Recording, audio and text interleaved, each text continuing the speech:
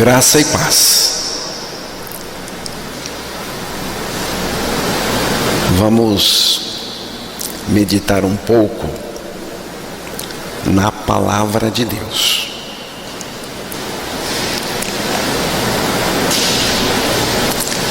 O texto que nós vamos meditar é um texto que me causou um impacto muito grande quando Deus salvou a minha vida. Foi um dos textos que o Espírito de Deus usou para que eu fosse salvo. Quando eu ouvi este texto, eu tremi nas bases. Para mim foi um impacto tremendo. E nós vamos estudar. Quero lhe dizer que eu vou fazer isso com amor, o amor de Deus. E o único interesse é que pessoas sejam salvas.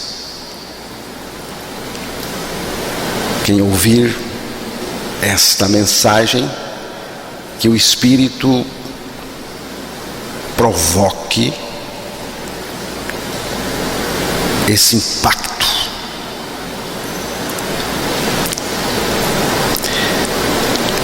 Na primeira carta de João,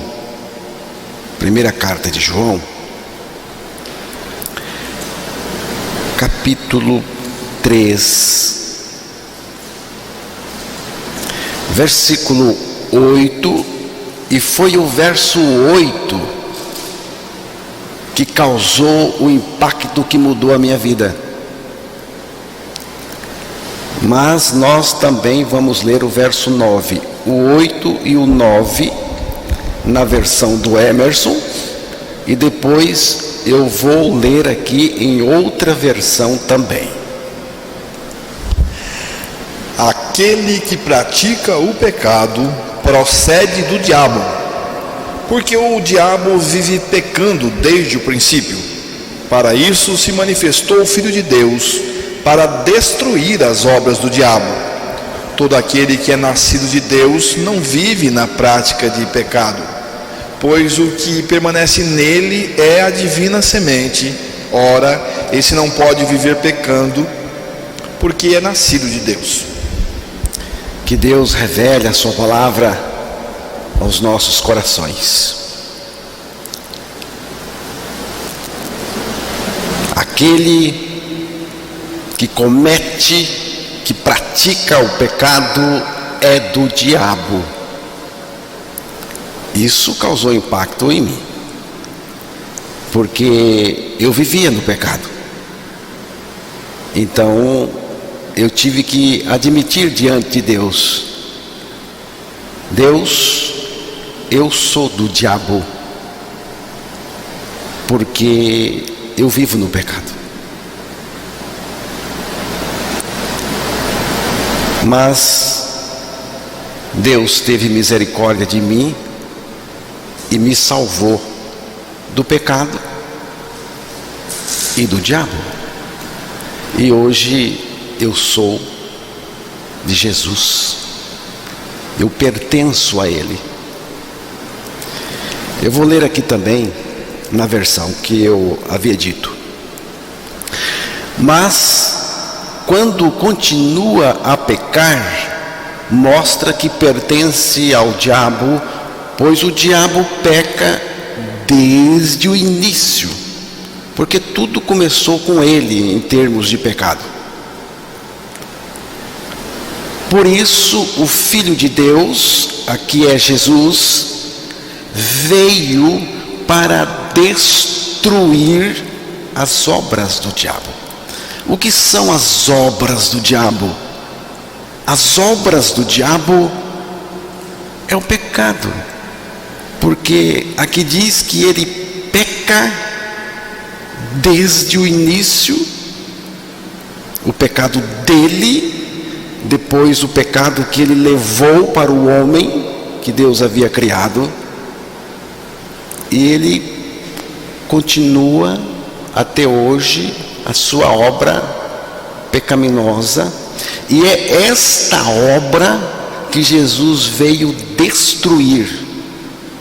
Foi na cruz do Calvário, mas a destruição acontece em você, porque é você que precisa ser liberto do pecado e liberto do diabo, porque o pecado é a marca do diabo. A marca do diabo é P, e todo mundo nasce marcado com o P do pecado, mas a marca de Deus não é essa. Não é essa, é santidade, é nova criatura, é salvo, é santo. Normalmente, o ser humano não gosta de ouvir essa palavra pecado, porque o pecado é o calcanhar de Aquiles do pecador, ou seja, a sua vulnerabilidade. O pecado é o ponto onde uma pessoa se sente frágil, não possuindo domínio suficiente para controlar. Não tem jeito. Não tem jeito. Você pode prometer o tanto que você quiser, mas você não vai conseguir. Alguns negam a realidade do pecado. Acha que não existe. Outros se orgulham do pecado que cometem. Mas a atitude mais perigosa para com o pecado é essa de brincar com ele. Brincar com o pecado. Brincar com o pecado é você brincar de pegar uma cascavel pelo rabo. Você fica brincando, tentando pegar a cascavel pelo rabo. Você pega, puxa, solta, pega, puxa, solta. Você pode sofrer as consequências. Muitos fazem piada com as coisas pecaminosas e ofensivas a Deus, rindo delas. Nós não podemos nos juntar a eles, pois não se brinca com o pecado, nem se ri dele. Esse assunto é muito sério para Deus. Se Deus considera sério, por que eu não vou considerar? Você vê como é sério? Um só foi o suficiente para Deus expulsar o homem do jardim do Éden. Um só. E não foi uma briga, não. Adão não tomou um porre e não bateu na mulher. Não foi um adultério porque nem tinha outra. Não foi uma agressão. Não foi uma briga. Não foi uma discussão. Foi apenas uma desobediência a Deus, a palavra de Deus. É sério. É sério. E se você não vê como sério, você não pode ser tratado por Deus. Você acha que Não é sério. Então como que Deus vai salvar você? Romanos 6:11. Assim também vós considerai-vos mortos para o pecado, mas vivos para Deus em Cristo Jesus.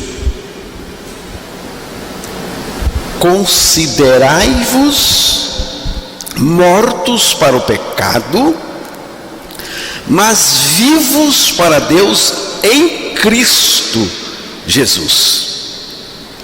Em Cristo. Em Cristo nós morremos.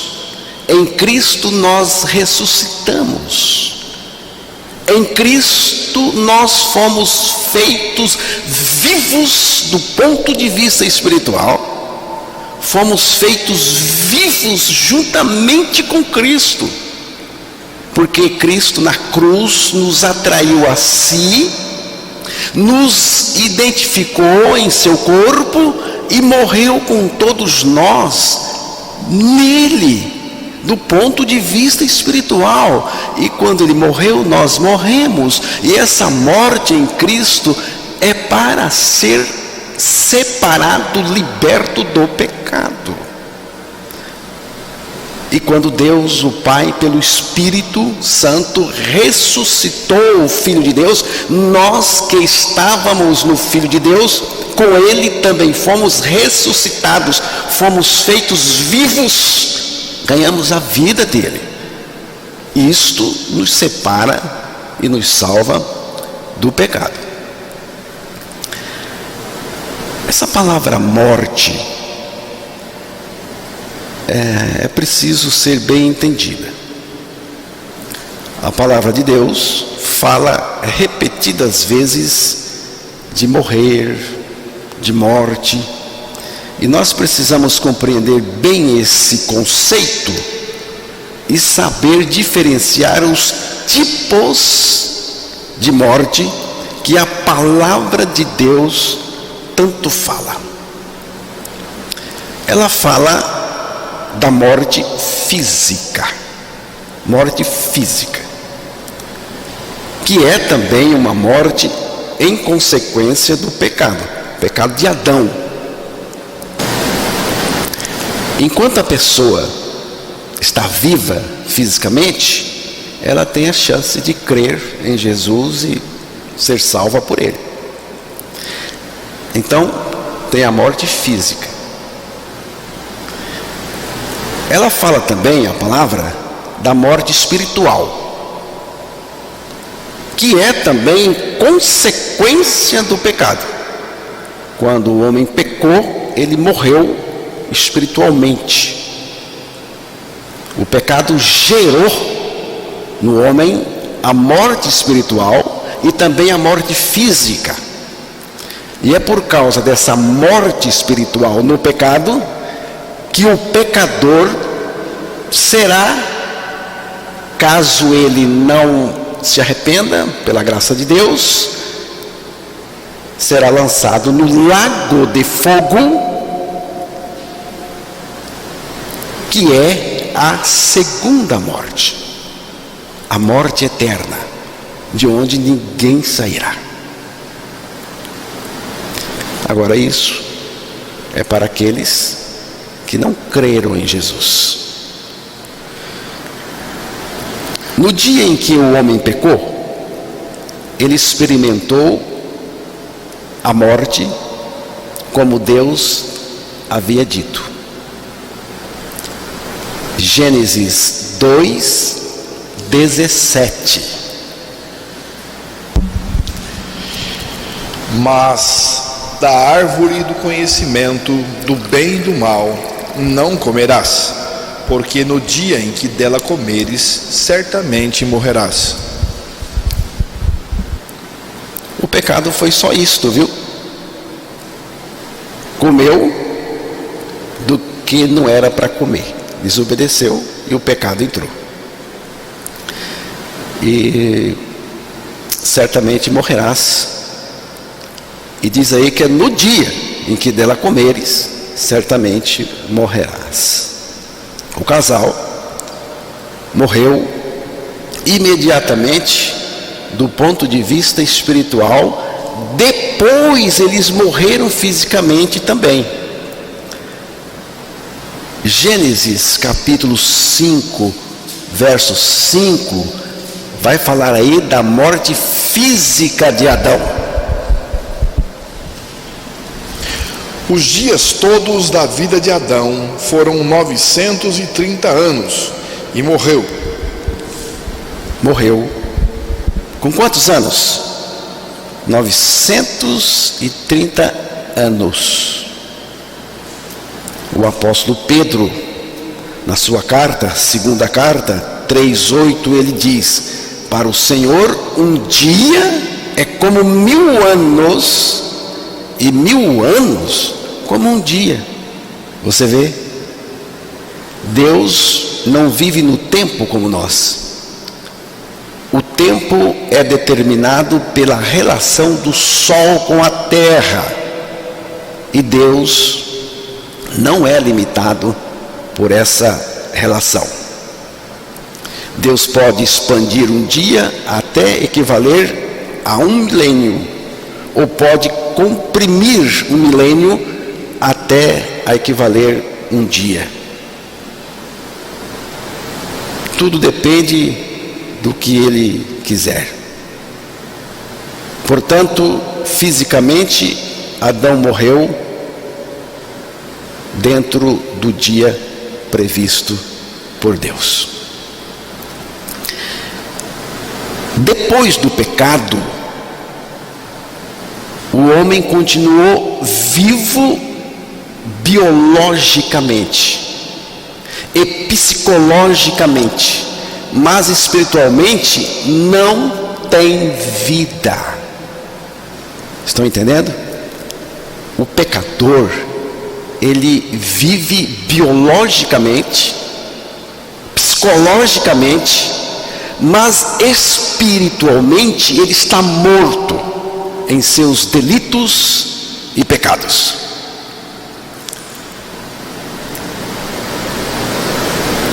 O pecador vive para si mesmo, vive para o pecado, vive para os seus desejos egoístas e vontade da carne, vive para o mundo, vive para a sua natureza pecadora, vive para Satanás que nele opera. Eu não estou inventando isto, não sou eu que estou dizendo, é a palavra. Eu só estou dizendo o que a palavra diz. Aqui eu sou um menino de recado. Eu estou repassando o que Deus falou.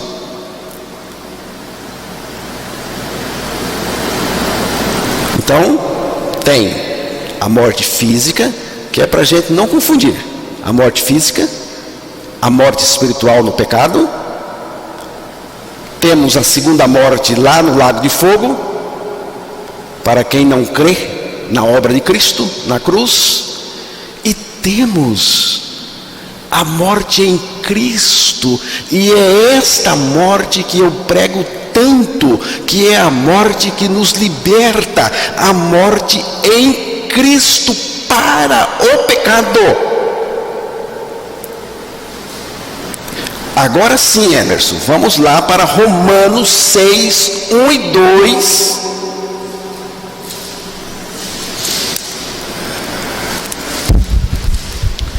Que diremos, pois? Permaneceremos no pecado para que seja a graça mais abundante? De modo nenhum. Como viveremos ainda no pecado, nós o que para ele morremos? Como viveremos no pecado, nós que para ele morremos? Que morte é esta? Não é a morte física, é a morte em Cristo, que é também uma morte espiritual. Jesus Cristo lá na cruz nos recebeu em seu corpo. A nossa velha natureza, o nosso pecado, o nosso homem velho, e ali Ele nos levou a morrer com Ele para o pecado, para nos separar do pecado, para nos salvar do pecado. Por isso que diz: como que nós vamos viver ainda no pecado, nós que para Ele morremos? É a morte na cruz em Cristo. Versículo 6. Sabendo isto, que foi crucificado com ele o nosso velho homem, para que o corpo do pecado seja destruído e não sirvamos o pecado como escravos. Sabendo isto, sabendo o quê? Sabendo que foi crucificado com ele o nosso homem velho. Homem velho não é uma idade avançada, é uma natureza antiga, pecaminosa, perversa.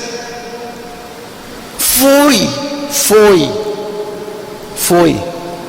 Eu pergunto para você: foi ou não foi? Porque se você diz que foi, você experimenta a libertação, se crê de fato.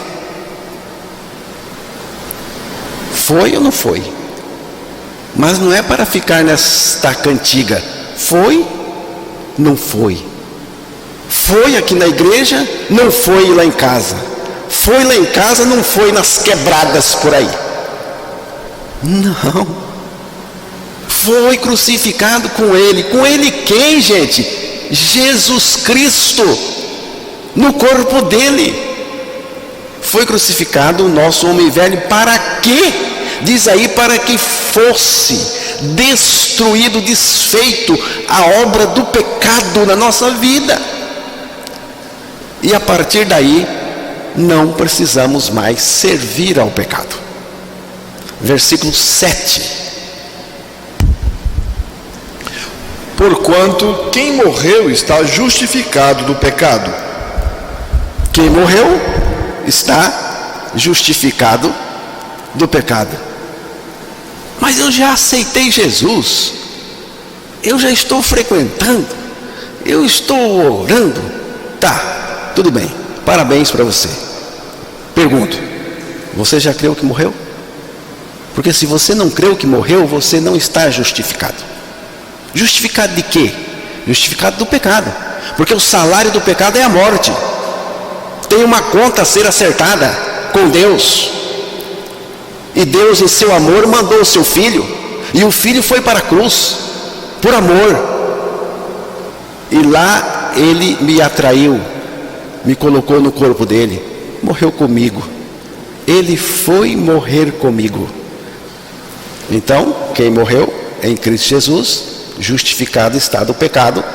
É a única maneira, viu? Não tem outra. Verso 11, novamente. Assim também vós considerai-vos mortos para o pecado, mas vivos para Deus em Cristo Jesus. Está aí. Basta considerar que é verdade, que você também morreu com Cristo. E aí você, quando considera-se morto, você aparece vivo, vivo para Deus, com a vida dele. Esta é a maneira de Deus nos salvar do pecado e também da morte eterna no lago de fogo.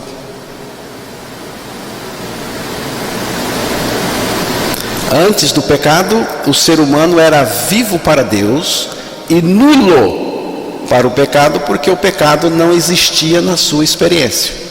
Depois do pecado, o homem passou a estar morto para Deus e vivo para o pecado, porque agora o pecado é uma realidade na sua experiência. Do ponto de vista de Adão, nós vivemos para morrer, mas do ponto de vista de Cristo, nós morremos para viver, viver para Deus. Então, estar morto para o pecado em Cristo é a nossa libertação. É assim que o Pai quer que você viva liberto. Liberto, totalmente. Liberto do diabo, liberto do pecado, liberto de você mesmo, liberto das opiniões das pessoas, liberto do mundo. Deus quer você livre, livre totalmente.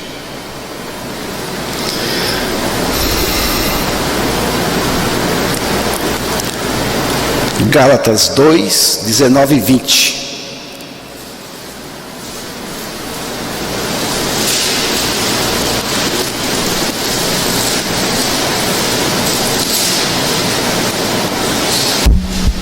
Porque eu, mediante a própria lei, morri para a lei a fim de viver para Deus. Estou crucificado com Cristo.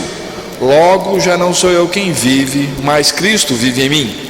E este viver que agora tenho na carne, vivo pela fé no Filho de Deus, que me amou e a si mesmo se entregou por mim.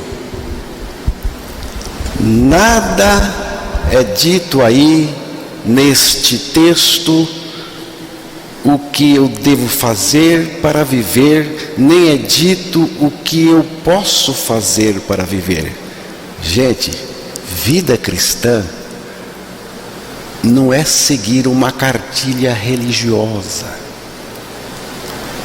não é seguir um manual. Quando você compra uma televisão ou uma geladeira, algo assim, não vem o manual? Você abre o manual para você saber como é que faz, vai configurar, você vai olhar aqui o manual aqui para fazer direitinho. Você está pensando que vida cristã é assim? Você vai na igreja e te dão lá uma cartilha, ó, não faça isso, não faça aquilo, cuidado, cuidado. Tem até uma historinha de uma jovem muito faceira, dessas pessoas bem extrovertidas. Ela era muito alegre, e o cristianismo é assim. E então ela ouviu alguém pregar e ela, puxa vida, ela ficou tão empolgada com Jesus Cristo que ela disse, olha, eu me rendo. E Jesus salvou a menina, e salvou verdadeiramente.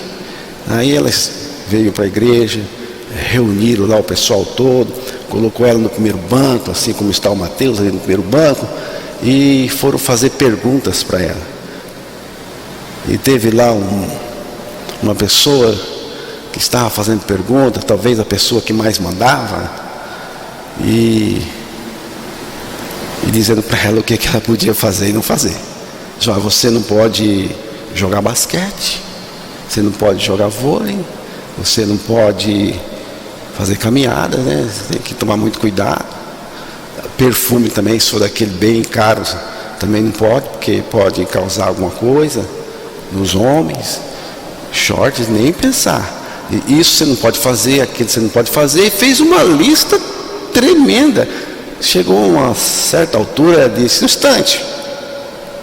instante. Tem uma pergunta para fazer. Eu posso chupar manga? Cristianismo não é isso. Cristianismo é a vida de Cristo se manifestando em você.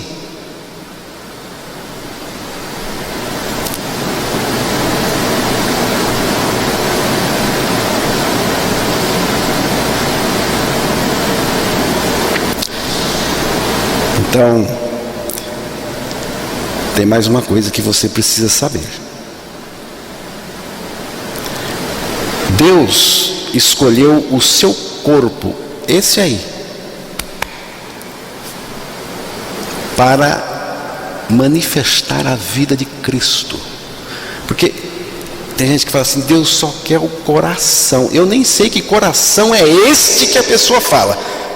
Só quer o coração, só a intenção. Não, meu irmão, Deus quer tudo. Ou é tudo ou não é nada. E Deus escolheu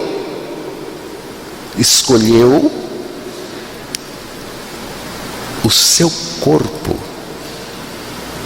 para manifestar a vida dele. Segunda carta aos Coríntios 4, 10 e 11.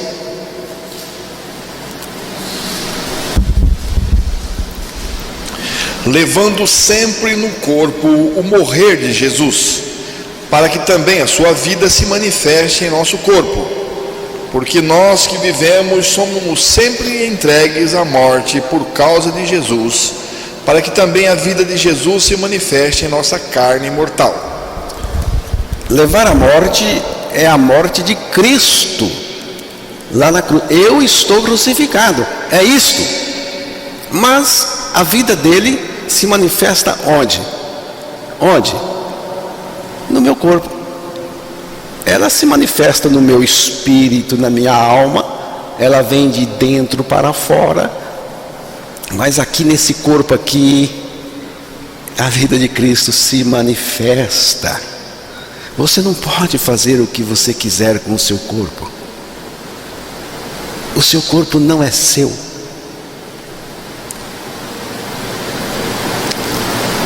Primeira carta aos Coríntios 6:13.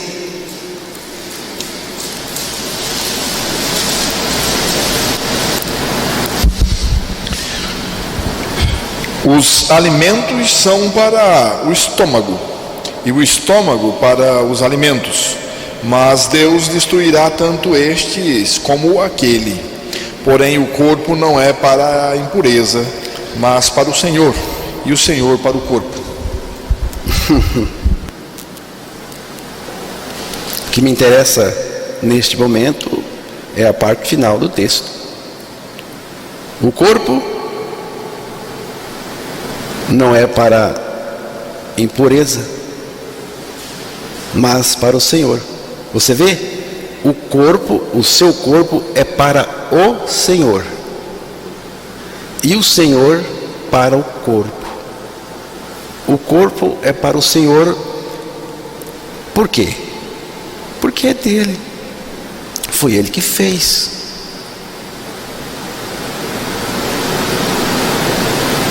Mas o Senhor é para o corpo também. Viu, Valdir?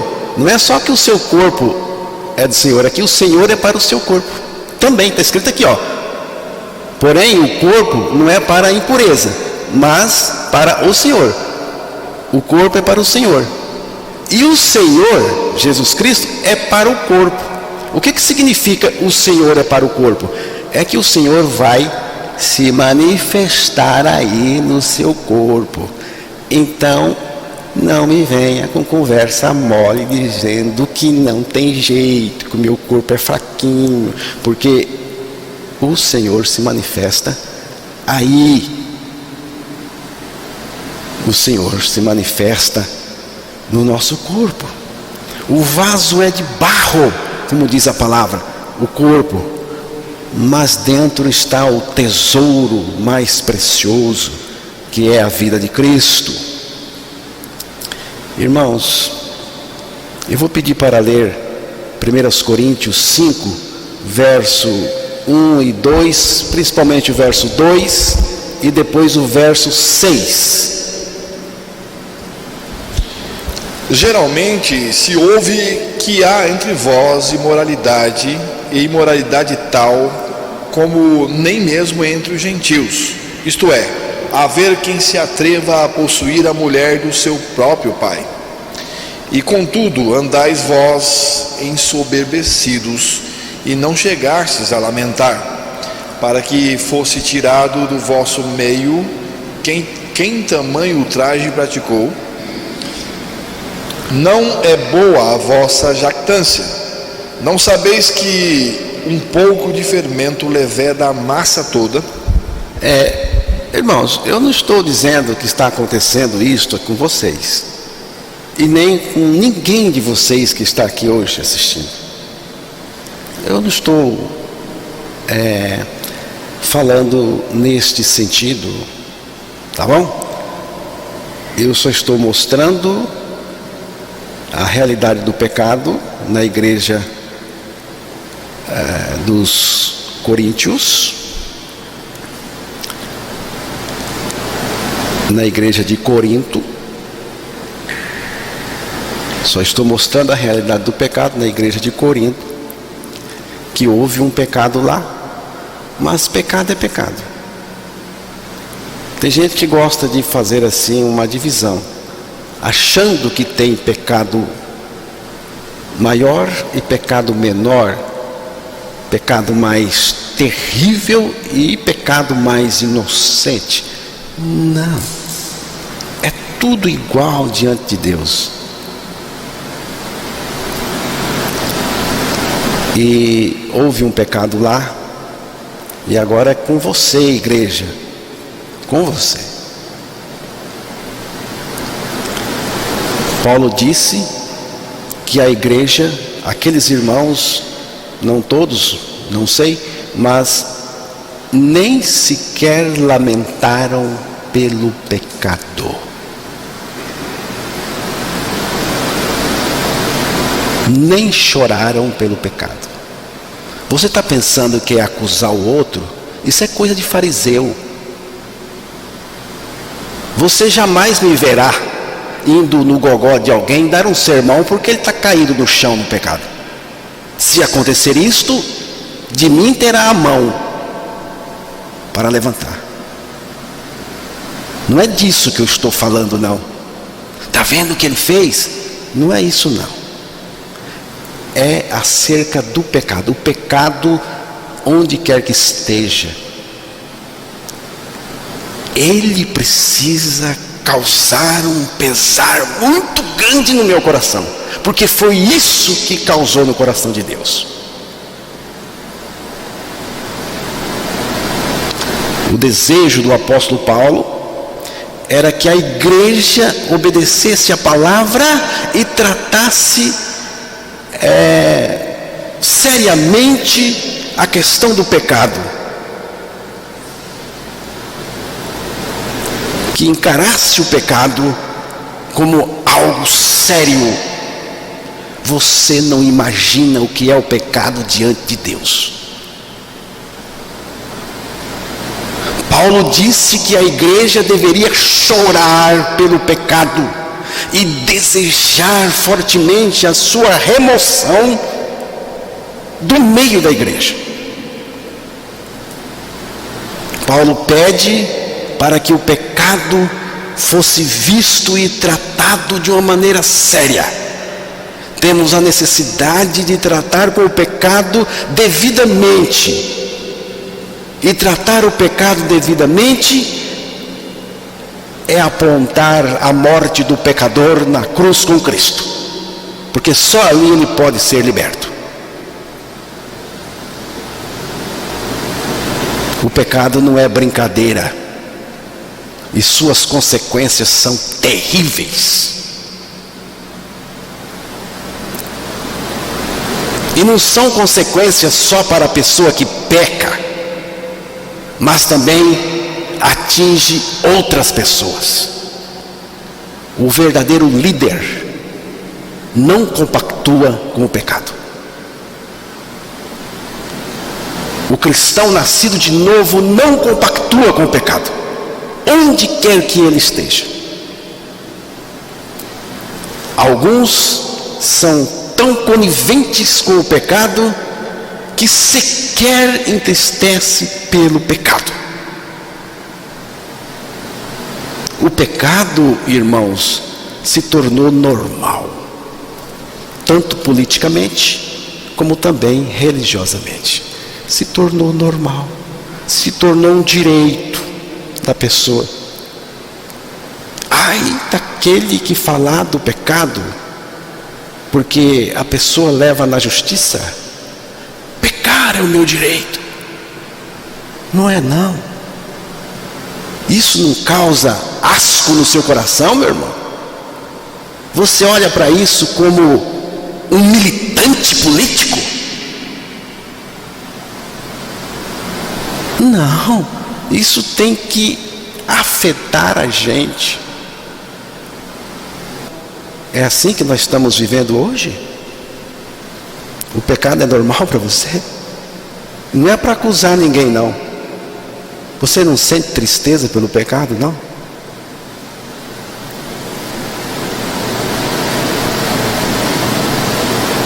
O pecado não ofende mais a igreja e os seus membros, viu, Valdir? A igreja moderna de hoje não fica mais ofendida, não fica mais triste com o pecado dos seus membros. Acostumaram tanto com a ideia do pecado que passaram a defender os pecados nas suas próprias vidas. Nada tira mais a alegria de um santo quanto o pecado. Paulo suportou com alegria açoites, prisões, ameaças, privações, sofrimento, a própria morte. Mas o pecado cometido, ele não aceitou e deixou o apóstolo profundamente triste. A igreja deveria chorar pelo pecado como choramos no funeral de um querido. Quando uma pessoa querida morre, a gente sente uma dor profunda. Sente ou não sente?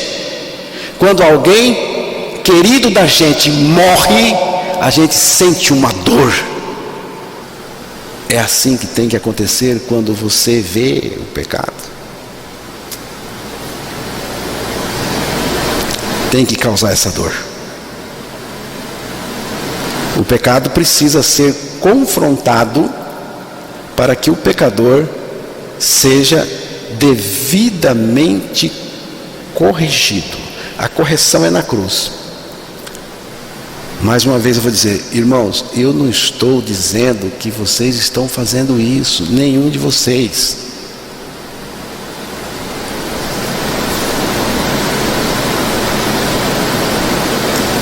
Mas o pecado, ele tem que ser confrontado, porque senão não adianta não.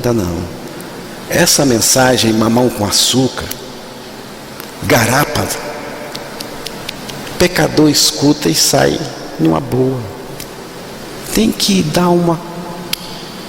causar um impacto.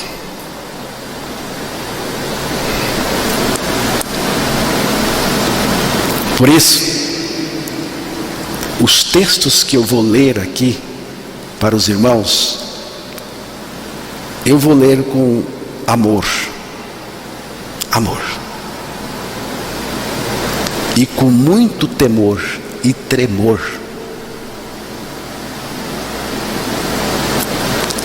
A palavra de Deus não ilude, nem poupa o pecador. Quem comete o pecado é do diabo. 1 João 3,8. Os ímpios serão lançados no inferno. Salmo 9,17. A sua parte será no lago que arde com fogo e enxofre, o que é a segunda morte. Apocalipse 21,8. Mas a pior de todas as consequências do pecado é esta: porque todos pecaram e estão separados da presença e vida do Pai. Aqui está a maior de todas as consequências do pecado: a separação de Deus, da presença dele, da vida dele. Você não acha triste esta consequência? Deus é contra o pecado, principalmente na vida dos seus. Principalmente na vida dos seus. Mas alguém poderá dizer: e a tentação, irmão Carlos? Como fica a tentação? A tentação é tão forte. É mesmo. Ela é forte. Mas tem jeito. 1 Coríntios 10:13. Tem jeito para a tentação.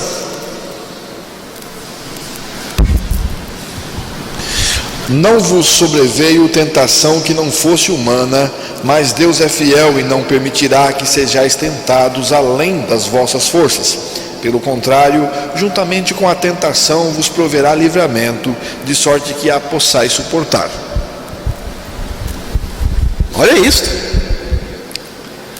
Juntamente com a tentação, porque ela vem mesmo, viu, irmão Evaldo? Ela vem mesmo. Se ela não chegou aí, você espera que ela vai bater na sua porta. Ela vem. Juntamente com a tentação vos proverá livramento. Não sou eu escapando da tentação, é Deus, é Jesus Cristo que vive em mim, Cristo que vive em mim. Ele proverá livramento. Tem livramento. Mas se a gente cair, e se cair? Romanos 14, verso 4.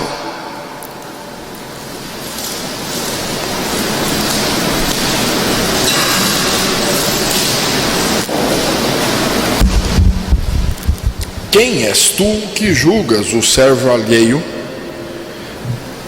Para o seu próprio Senhor está em pé ou cai, mas estará em pé porque o Senhor é poderoso para o suster.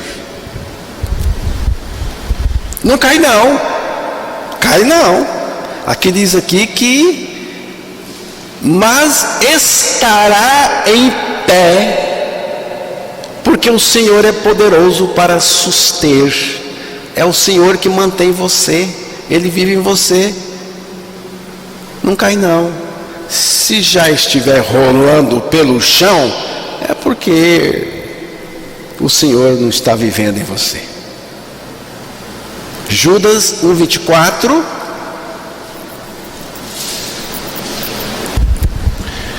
Ora, aquele que é poderoso para vos guardar de tropeços e para vos apresentar com exultação, imaculados diante da sua glória. Aquele que é poderoso. Quem que é poderoso? Jesus Cristo.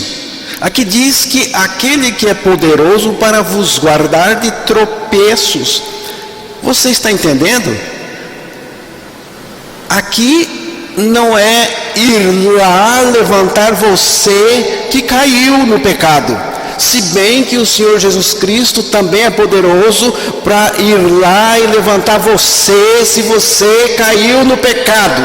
Ele vai lá e levanta você e você vai ter a chance de se render a Ele totalmente para ser de fato regenerado. Se você estiver no chão, se caiu, tropeçou, caiu, do ponto de vista espiritual no pecado, tem jeito também. Ele é poderoso para levantar você. Só que neste texto não é isto que está dizendo. Precisamos ler e entender. Aqui diz: aquele que é poderoso para vos guardar de tropeços. Aqui diz que ele é poderoso para não permitir você tropeçar. Mas irmão, o mundo é terrível. O mundo tem uma fúria avassaladora contra nós. E aí não tem jeito.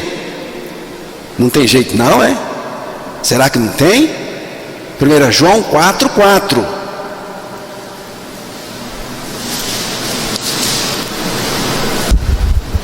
Filhinhos, vós sois de Deus e tendes vencido os falsos profetas, porque maior é aquele que está em vós do que aquele que está no mundo. E agora? Você crê ou não crê? Aqui diz que maior é aquele que está em vós, dentro de vocês. Quem é que está dentro de nós? Quem é que está vivendo em nós? É Jesus Cristo, o Espírito, o Pai.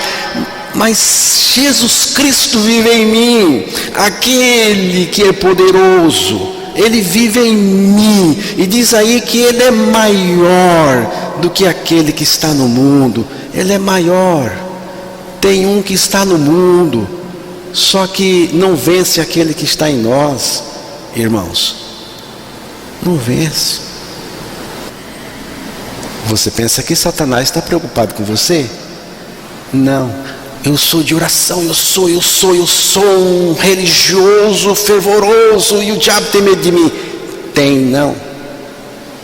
O diabo teme aquele que vive em você, Jesus Cristo. É Ele que ele teme. Então, seja qual for o adversário que tivermos de enfrentar, diante do poderoso Senhor que está em nós, que é a nossa vida e vitória, tal adversário é impotente. Não porque temos algum poder próprio em nós mesmos para vencer o pecado. Não. Mas porque aquele que venceu o pecado, o diabo, a morte, todas as coisas, está em nós. Ele nos guarda e nos livra em todas as circunstâncias.